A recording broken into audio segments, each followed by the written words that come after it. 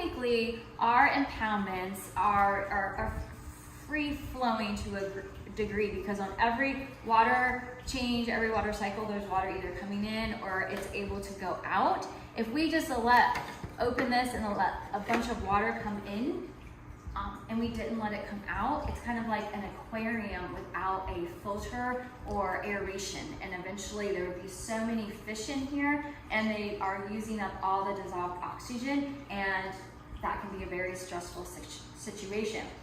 Our impoundments just naturally in the heat of the summer are kind of a stressful situation, because your water temperatures can hold less dissolved oxygen. Salt water holds less oxygen than fresh water.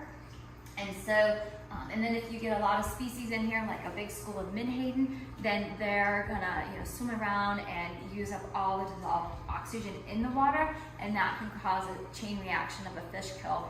Localized, say there is a big school of menhaden on the far, back part of the impoundment. They're swimming around, they're sucking up all that oxygen.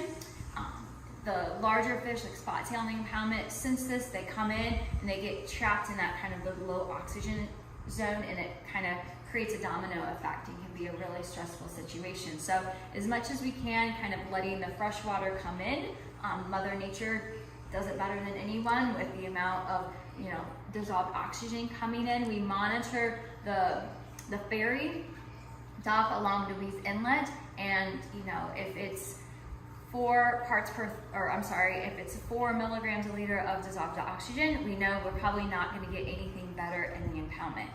We have noticed that if it is kind of July or August, September, and we already know we have warm water, it's the summer. If we have a long time since rainfall, we know our water is very salty. We know those two things hold less oxygen in our water for our fish. If we get a morning low tide, it also makes the environment stressful, because you might think, oh, that's a great thing. All like the old water is leaving, but the new water isn't going to come in until the afternoon when the high tide rises. We also know that morning is a lower time of dissolved oxygen, because the submerged plants like the widgeon grass aren't going through photosynthesis to put oxygen into our water.